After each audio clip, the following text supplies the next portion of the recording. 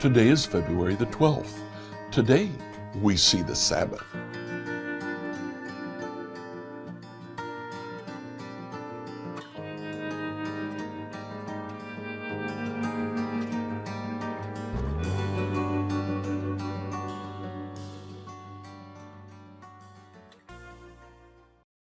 The Pharisees' attack against Jesus continues, and this time they attack Jesus directly.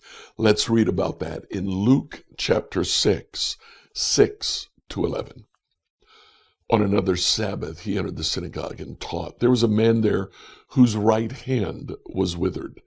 The scribes and the Pharisees were watching him to see whether he would cure on the Sabbath, so they might find grounds to bring an accusation against him. But he knew what they were thinking. He said to the man who had the withered hand, "Come, stand in the middle." He got up and stood there. Jesus said to him, "I ask you, is it lawful to do good or to do harm on the Sabbath, to save life or to destroy it?" After looking around at all of them, he said to the man, "Stretch out your hand." He did so, and his hand was restored. But the Pharisees were filled with fury, and they began discussing with one another what they might do to Jesus. So we have been hinting around for the last several days at things that happened on the Sabbath. Why was this so important to the Pharisees? Let's read 3 Old Testament passages, which really is all the Old Testament says about the Sabbath. Stick around afterward. We'll take a look at those passages. Exodus 20:8 through 11, and 31:12 through 17, and Leviticus 23:3. Exodus 20:8 through 11. Remember the Sabbath day and keep it holy. 6 days you shall labor and do all your work, but the 7th day is a Sabbath to the Lord your God. You shall not do any work, you, your son or your daughter, your male or female slave, your livestock, or the alien resident in your towns.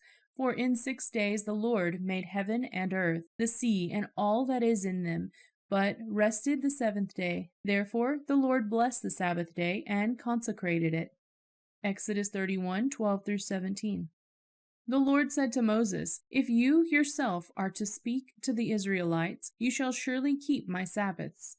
For this is a sign between me and you throughout your generations, given that you may know that I, the Lord, sanctify you. You shall keep this Sabbath because it is holy for you. Everyone who profanes it shall be put to death. Whoever does any work on it shall be cut off from among the people. 6 days shall work be done, but the 7th day is a Sabbath of solemn rest, holy to the Lord. Whoever does any work on the Sabbath day shall be put to death. Therefore the Israelites shall keep the Sabbath, observing the Sabbath throughout their generations, as a perpetual covenant.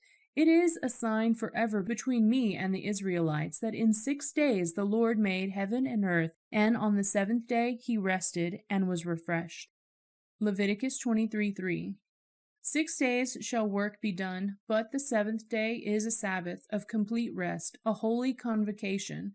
You shall do no work. It is a Sabbath to the Lord throughout your settlements. So that's really all there is in the Old Testament. All the Old Testament really says is, don't work. Now, it explains a couple of types of work that we should avoid, but it really leaves a lot to interpretation.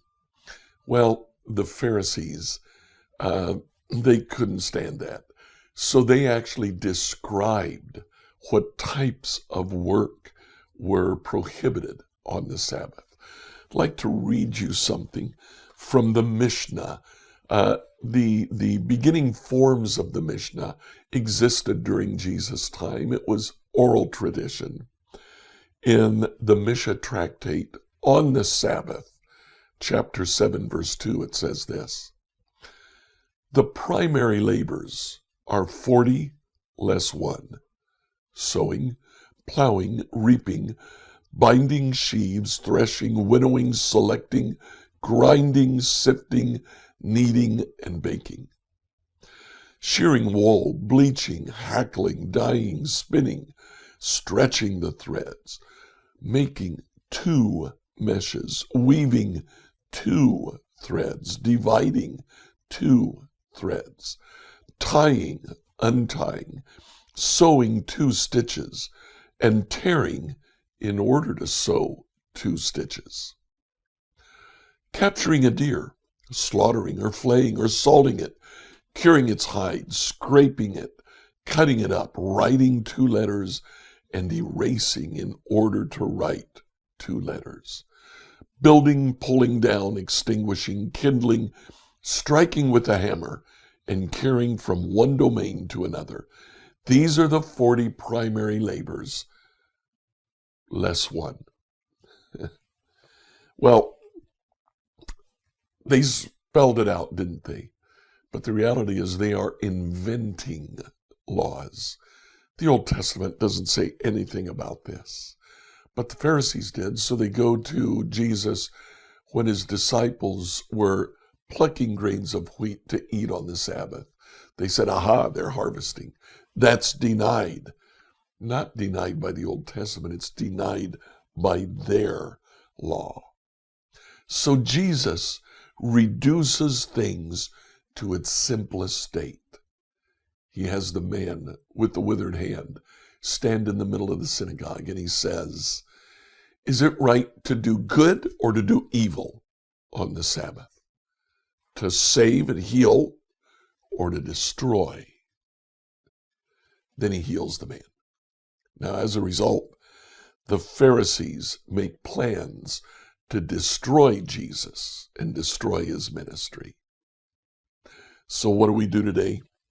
Well, the Sabbath is obviously important. What day do you use during the week to do what it is that we're supposed to do on the Sabbath?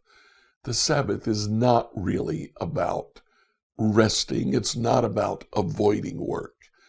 It's about remembering God. What day of the week do you use to reflect on God, your relationship with him, and how to grow? Scripture reading from the New Revised Standard Version by Emily Herrera. Did you like what you heard? Subscribe